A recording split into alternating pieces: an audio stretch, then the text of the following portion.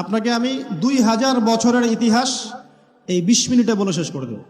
কত হাজার বছর? 2000 বছর। ইহুদি কারা?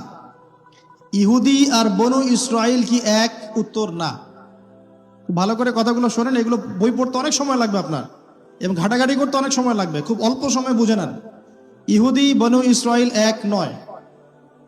বনু ইসরাইল কাদেরকে বলা হয়? ইব্রাহিম আলাইহিস সালামের ছেলে, এক ছেলের নাম ইসমাইল, এক ছেলের নাম ইসহাক। ঠিক আছে? ইসমাইল আলাইহিস সালাম থাকেন মক্কায়, সেখানে তাকে কেন্দ্র করে একটা সভ্যতা। এই বংশে সর্বশেষ নবী মুহাম্মদ সাল্লাল্লাহু আলাইহি ওয়াসাল্লামের জন্ম। তার মানে আমরা বনু ইসমাইল। আমরা কারা? বনু ইসমাইল। আমরা মুহাম্মদ সাল্লাল্লাহু আলাইহি ওয়াসাল্লামের কওম, উম্মাহ। আর এইদিকে আরেক ছেলের নাম হচ্ছে ইসহাক, যিনি থাকেন ওই শামে, ওই প্যালেস্টাইনে, ওই জেরুজালেমে, ওই জায়গায়, ওটা শাম। ঠিক আছে? এবং ওখানে তিনি তার বংশ বিস্তার হচ্ছে। তার ছেলের নাম হলো ইয়াকুব। কি নাম? ইয়াকুব আলাইহিস সালামের আরেক নাম হলো ইসরাইল। ইয়াকুব আলাইহিস সালামের আরেক নাম কি? ইসরাইল। এবং তার সন্তানদেরকে বলা হয় বনু ইসরাইল। তার সন্তান অনেক। এই সন্তানদের মধ্যে একজনের নাম ইউসুফ। ঠিক আছে? তারপরে আসছে পরে ইউনুস। এই বনু ইসরাইলের মধ্যেই দাউদ, মূসা, সুলাইমান, ঈসা ইবনে মারিয়াম। বলা হয় 1,24,000 নবী রাসূলের মধ্যে বেশিরভাগই এখানে এসেছে। তাহলে বনু ইসরাইল বলা হচ্ছে এই কওমটাকে। তা ওদের নাম বনু ইসরাইল থেকে ইহুদি হলো কখন? যখন তারা ঈসা আলাইহিস সালামকে স্বীকার করলো না তখন। ঈসা আলাইহিস সালাম কি তাদের মধ্যে আসেন নাই? সেই ঈসা আলাইহিস সালামকে যখন তারা অস্বীকার করলো, তখন তাদের নাম আল্লাহ পাক এই বনু ইসরাইল থেকে পরিবর্তন করে হাদু দিয়েছেন কোরআনে। কুল ইয়া আইয়ুহাল্লাযীনা হাদু ইন যাআমতুম আন্নাকুম আউলিয়াউ লিল্লাহি মিন দুনিন নাস ফাতামান্নাউল মাউত। আছে না কোরআনে? অনেক জায়গা আছে। আল্লাহ পাক তখন তাদেরকে আর বনু ইসরাইল বলছেন না, বলছেন ইয়াহুদ। কি বলছেন? এই যে নাম আসলো ইহুদি। তো বনু ইসরাইল এবং ইহুদি এক নয়। বনু ইসরাইলরা ভালো ছিল এবং তারা ওই সময়কার মুসলিম ছিল। যখন তারা আল্লাহ পাকের আনুগত্য করেছিল, আল্লাহ পাক তাদেরকে সমৃদ্ধি দিয়েছিলেন, ঠিক আমাদের মতোই। আর যখন তারা আল্লাহ পাকের আনুগত্য করে নাই, পথভ্রষ্ট হয়ে যায়, আল্লাহ পাক তাদেরকে শাস্তি দিয়েছেন। এক পর্যায়ে তারা যখন নবীদেরকে হত্যা করা শুরু করেছিল, অনেক নবীকে হত্যাও করেছে। যেমন জাকারিয়া আলাইহিস সালামকে তারা হত্যা করেছে, ইয়াহইয়া আলাইহিস সালামকে হত্যা করেছে। সূরা ইয়াসিন পড়ে দেখেন, ওখানে একই দিনে 3 জন নবীকে হত্যা করা হয়েছে। পড়ে দেখেন। তো মূল কথা হচ্ছে নাম চেঞ্জ হলো কখন? যখন তারা সত্য থেকে পথভ্রষ্ট হয়ে গেল, ঈসা আলাইহিস সালামকে তারা অস্বীকার করলো, তখন আর বনু ইসরাইল নয়, ইয়াহুদ। এখন তাদের মধ্যে একজন অন্যতম নবী ছিলেন দাউদ আলাইহিস সালাম। কি নাম? বলেন নাম, মুখস্থ করেন। তাদের নাম কি? আচ্ছা, দাউদ আলাইহিস সালাম ছোট, তখন 14-15 বছর বয়স হবে। আল্লাহ পাক মূসা আলাইহিস সালামকে বলেছিলেন, তুমি তোমার সম্প্রদায়কে নিয়ে এই জেরুজালেমে যুদ্ধ করবে। কাকে বলেছেন? মূসা আলাইহিস সালামকে। তুমি মূসা আলাইহিস সালাম তোমার সম্প্রদায়কে নিয়ে এই জেরুজালেমে গিয়ে যুদ্ধ করো। ওখানে আমালেকা নামে একটা সম্প্রদায় আছে, এরা খুবই শক্তিশালী। তবে তোমরা যদি ইমানদার হও, তোমরা এর উপর বিজয় লাভ করবে। এর আগ পর্যন্ত এরা কিন্তু ওখানে ঢুকতে পারে নাই। কথা বুঝতে পারছেন? আল্লাহ পাক শর্ত দিলেন, যদি যুদ্ধ করে জয় করতে পারো, তাহলে তোমাদের এই জায়গাটা তোমাদের। তো মূসা আলাইহিস সালাম বললেন তার কওমকে, চলো যুদ্ধ করি। তো মূসা আলাইহিস সালামের কওম বলছে, ইযহাব আনতা ওয়া রাব্বুকা ফাকাতিলা ওয়া ইন্না হাহুনা কাঈদুন। এই মূসা, তুমি যাও আর তোমার রব গিয়ে যুদ্ধ করো, আমরা এখানে বসে থাকলাম। কথা কি বুঝতে পারেন নাই? মানে এরা কোন কওম? ওই যে ফেরাউনকে ডুবে মরতে দেখেও বিশ্বাস করে না, বাছুর পূজা শুরু করে, আল্লাহ পাক একটার পর একটা নিদর্শন দেখান, তাও অস্বীকার করে। তাওরাত নিতে গিয়েছেন মূসা আলাইহিস সালাম, এসে দেখেন তারা বাছুর পূজা শুরু করেছে। মান্না সালোয়া আল্লাহ দিচ্ছেন, তাও অস্বীকার করে। মৃত থেকে জীবিত করেন, তাও অস্বীকার করে। শেষমেশ বলে বসলো যে ইয়া মূসা লান নুমিনা লাকা হাত্তা নারাল্লাহা জাহরা। হে মূসা, আমরা তোমার প্রতি বিশ্বাস করব না যতক্ষণ আল্লাহকে সামনে দেখাচ্ছ আমাদের চোখ দিয়ে। এটা সেই জাত যে নবীদেরকে এত কষ্ট দিয়েছে। মূসা আলাইহিস সালাম যখন বললেন চলো, আল্লাহ পাক যুদ্ধের কথা বলেছেন, ওটা যুদ্ধ করে জয় করতে পারলে আমাদের হয়ে যাবে। তো বলছে ওখানে আমালেকা সম্প্রদায় আছে এত বড় শক্তিশালী, তুমি যাও, তোমার রব গিয়ে যুদ্ধ করো, আমরা এখানে বসে আছি। আর আমাদের নবী মুহাম্মদ সাল্লাল্লাহু আলাইহি ওয়াসাল্লাম যখন বদরের মাঠে 313 জনকে নিয়ে পরামর্শ করছেন কি করব, যুদ্ধ করব কি না, তখন আমাদের মুসলিম সেনা বাহিনীর মধ্যে যে সাহাবীরা ছিলেন, সাদ বিন মুয়াজ রাদিয়াল্লাহু আনহু, তিনি বলছিলেন, ইয়া রাসূলুল্লাহ সাল্লাল্লাহু আলাইহি ওয়াসাল্লাম, আপনি আমাদেরকে নিয়ে বদরের মাঠ কেন, যদি উত্তাল সাগরেও ঝাঁপ দিতে চান আমরা সেখানেও ঝাঁপ দিব ইনশাআল্লাহ। কত পার্থক্য, তাই না? তিনি বলছিলেন যে আমরা সেই কথা আপনাকে বলবো না যেই কথা মুসার কওম মুসাকে বলেছে, বরং আপনি যদি আদেশ করেন আমরা উত্তাল সাগরেও ঝাঁপ দিতে পারি। এমনি এমনি তো বদরের যুদ্ধ আসে নাই, বিজয় আসে নাই, এইসব ইমানের কারণে এসেছে। এখনো কি এই মাজলুম ভাইরা উত্তাল সাগরে ঝাঁপ দেয় নাই? তারা তাই করছে। ওইদিকে আসছি আমি পরে, এই জায়গাটা একটু বোঝেন। তো যুদ্ধ তারা করলো না, যুদ্ধ করলো না। আল্লাহ পাক শাস্তি দিলেন। কি শাস্তি? 40 বছর আল্লাহ পাক ওদেরকে একটা জায়গায় ঘুরপাক খাওয়ানো শুরু করলেন। সকালে উঠে একটা পাহাড়কে কেন্দ্র করে ঘুরতো, সন্ধ্যায় এসে আবার সেই জায়গায় থেমে যায়। এটাকে বলা হয় তিহ উপত্যকার 40 বছরের শাস্তি। সূরা বাকারার মধ্যে দলিল আছে। এবার মুসা আলাইহিস সালামের জীবনটা শেষ, উনার হায়াত শেষ, উনি চলে গেলেন আল্লাহর কাছে। পরবর্তীতে নবী হলেন ইউশা বিন নুন। কি নাম? ইউশা বিন নুন। মনে রাখার চেষ্টা করেন, বলে যান না আবার। ইউশা বিন নুন একজন নবী। এবার ইউশা বিন নুনের সময় ওই বনু ইসরাঈলী বলছে যে আমরা যুদ্ধ করতে চাই, ওই জায়গা আমরা দখল করতে চাই। আমিন। এখন আসেন, কোন জায়গা ভাই? কোন জায়গা যুদ্ধ করতে চায়? আচ্ছা, জেরুজালেম নিয়ে এত কথা কেন জানেন? কারণ এই জায়গাটা শেষ জামানার সবচেয়ে ইম্পর্টেন্ট জায়গা। শেষ জামানার সবচেয়ে ইম্পর্টেন্ট জায়গা 3টা, মুখস্থ করেন। কয়টা?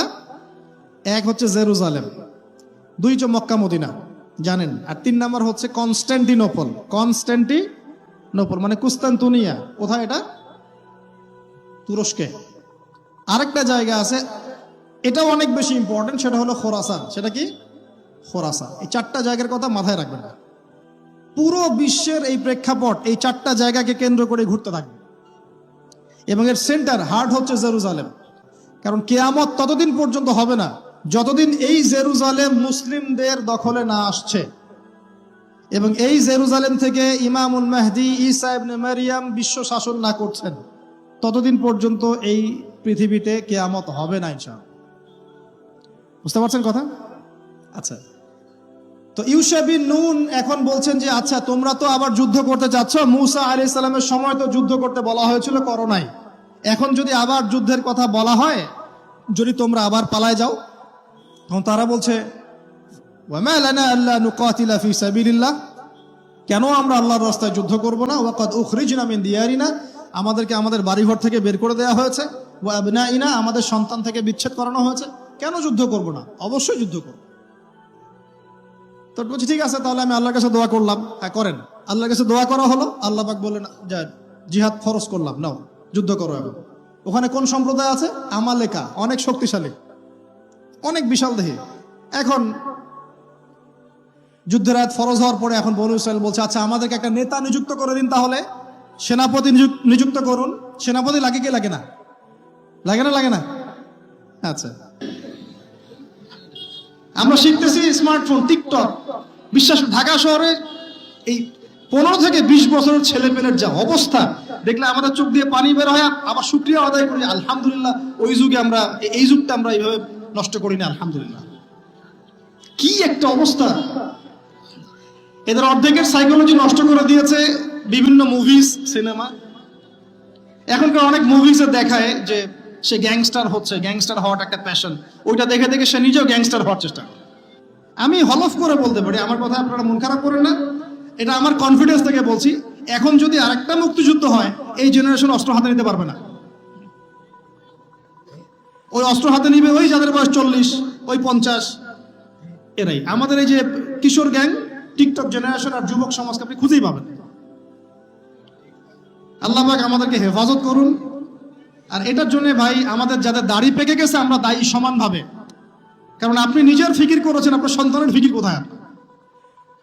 আপনার ছেলে সারা রাত পর্ন দেখে, আপনার মেয়ে সারাদিন ছেলেদের সাথে কথা বলে, আপনার ছেলে যে ডেট করতেছে এখানে ওইখানে, জেনা করতেছে, মদ খাচ্ছে, গাড়ি নিয়ে ধুমসে ড্রাইভ করতেছে মেয়েকে নিয়ে। আপনি মনে করতেছেন বাচ্চা ছোট আছে, বড় হলে ঠিক হয়ে যাবে। সুবহানাল্লাহ, আপনি বাচ্চাকে পড়াচ্ছেন না, কোরআন শিখাচ্ছেন না, হাদিস শিখাচ্ছেন না, জেনারেল লাইনে যে পড়াচ্ছেন, জেনারেল লাইনে পড়াশোনা করার পরে সে হচ্ছেটা কি, কি শিখলো? স্যারকে দেখলে থাপ্পড় মারে। এখনকার ছেলেপেলে অনেকে স্যারকে সম্মান করে না। স্যার নকল ধরে ফেলেছে, স্যারকে এক থাপ্পড় দিল। গুন্ডামি শিখেছে, গুন্ডামি। আদব, সবর, নীতি নৈতিকতা এগুলো নাই, উঠে যাচ্ছে দিন দিন। আমি আসলে ওয়াজ করবো কি নিয়ে? দাজ্জাল তো অনেক বড় ইস্যু।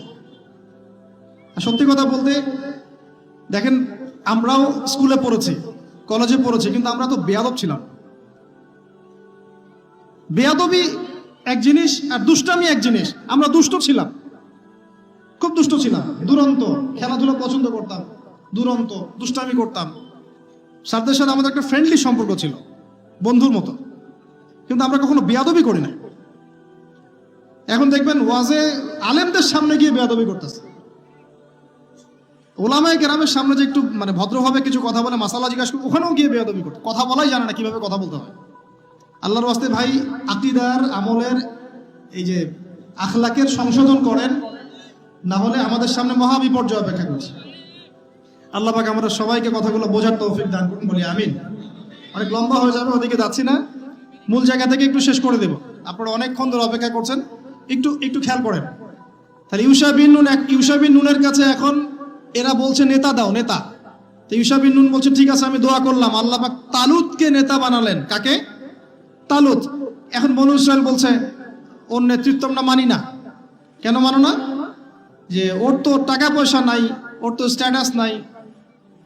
ওই যে আমাদের কাছে নেতৃত্বের মানদণ্ড যেগুলা, আমরা টাকা পয়সা দেখে নেতা বানাই না। আপনার টাকা নেই, আপনি নেতা হতে আসছেন কেন? আপনার স্ট্যাটাস নাই, আসছেন কেন?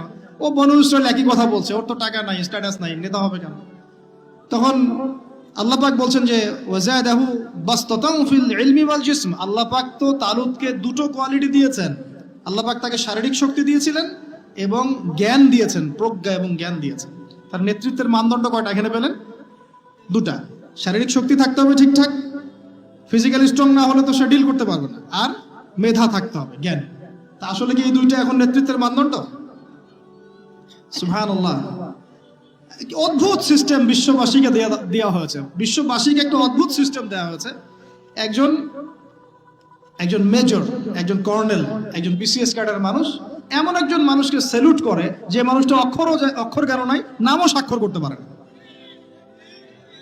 এবং সে বিভিন্ন জায়গায় দুর্নীতি করে আসছে, টাকা পয়সা লুটপাট করে আসছে। একজন বিসিএস ক্যাডার এবং একজন আর্মি অফিসার, একজন জেনারেল, একজন মেজর তাকে স্যালুট করতেছে। কি সিস্টেম! অথচ তার চাইতে এই ব্যক্তি নেতৃত্ব পাওয়ার অনেক বেশি যোগ্য। জ্ঞান তার আছে এবং শারীরিক শক্তি তার আছে, তার প্রশিক্ষণ আছে, সবকিছু তার মধ্যে আছে। কি সিস্টেম বিশ্ববাসীকে দেওয়া হয়েছে! সুবহানাল্লাহ। আমি ফিলোসফিও পড়েছি অনেকদিন। অ্যারিস্টটল এবং প্লেটোদের যুগে এটাকে বলা হতো দি কমিউনিটি অফ ফুলস। একটা পড়ে দেখবেন, স্যার সলিমুল্লাহর লেখা অনেকগুলো বই আছে, এর মধ্যে পড়ে দেখবেন। মানে অজ্ঞতার একটা যুগ, অজ্ঞতার শাসন, অজ্ঞতার কমিউনিটি। বাদ দেন, এখানে ইউশা বিন নুন নেতৃত্ব দিলেন কাকে? তালুতকে। ওরা বললো মানি না। তো আল্লাহ পাক মনোনয়ন করেছেন, এখন না মানলে তোমরা আযাব ভোগ করবা। তারপরে তারা মেনে নিল। এবার যুদ্ধে যাচ্ছে, ওই জেরুজালেম মুক্ত করতে যাচ্ছে। যেই জেরুজালেম এখন তারা মুক্ত করতে চাচ্ছে, ওই জেরুজালেম তালুতের বাহিনী মুক্ত করতে যাচ্ছে। বলেন তো, তালুত এবং বনু ইসরাইল তখন ভালো না খারাপ?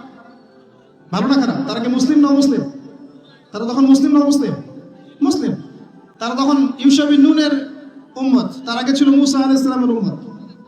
এবার তালুত বললেন যে আল্লাহ পাক তোমাদেরকে পরীক্ষা করবেন, সামনে নদী আছে, এই নদীর পানি পান করতে পারবে না। যদি পান করো তাহলে তোমাদের নাম কাটা, তোমরা আর যুদ্ধে অংশগ্রহণ করতে পারবে না। ফামান শারিবা ফালাইসা মিন্নি। যে ব্যক্তি এখান থেকে পানি পান করবে সে আমার অন্তর্ভুক্ত না।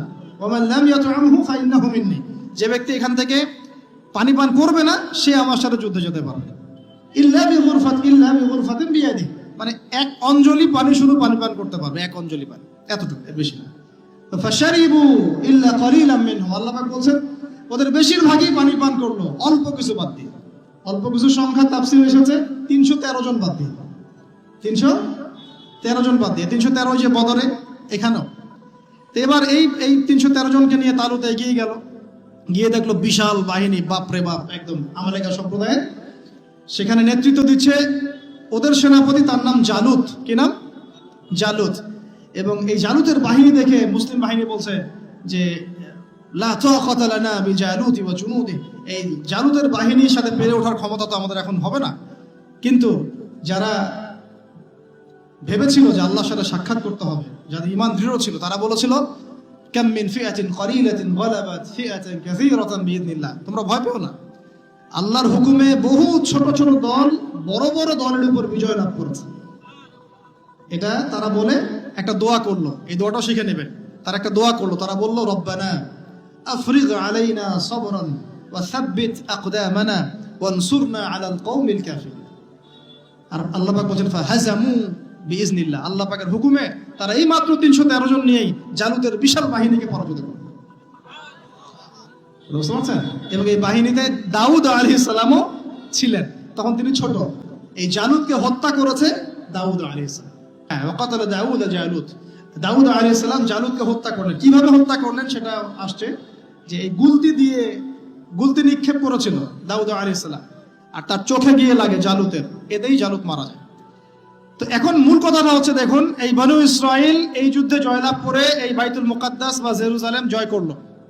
এই যে তারা প্রথমবার এখানে ঢুকলো, এর আগ পর্যন্ত কিন্তু ঢুকতে পারে না। এবার আল্লাহ পাক তাদেরকে বললেন, তোমরা এখানে যদি আমার আদেশগুলো মেনে চলো, এই জায়গা তোমাদেরই, তোমরা এখানে থাকবে। কিন্তু যদি তোমরা আদেশ না মানো, আমার বিরুদ্ধাচরণ করো, তোমাদেরকে এখান থেকে বের করে দিব। আর আল্লাহ পাক এটা বলেও দিলেন, লা তুফসিদুন্না ফিল আরদি মাররাতাইন, তোমরা কিন্তু 2 বার সীমা লঙ্ঘন করবা, আমি কিন্তু সতর্ক করছি তোমাদেরকে। কয়বার? 2 বার। এবার দাউদ আলাইহিস সালামের সময় তারা খুব সুন্দর ছিল, একদম রুলিং স্টেট। বলা হয় যে দাউদ আলাইহিস সালামের সময় তারা ওই জেরুজালেম থেকে বিশ্বকে শাসন করেছে। ঠিক আছে? দাউদ আলাইহিস সালামের পরে আসলো তার ছেলে সুলাইমান, নাম কি? সুলাইমান আলাইহিস সালাম। এই সময় আরো সমৃদ্ধি লাভ করলো, এত সমৃদ্ধি যে বাতাসের উপর নিয়ন্ত্রণ। জিনরা ডুবুরির কাজ করে পাথর এনে দেয়, জিনরা ডুবুরির কাজ করে মণিমুক্তা এনে দেয়। জিনদেরকে দিয়ে এই যে বাইতুল মুকাদ্দাস তিনি নির্মাণ করালেন আবার, তাই না? এই যে বাইতুল মুকাদ্দাসের কথা বলছে,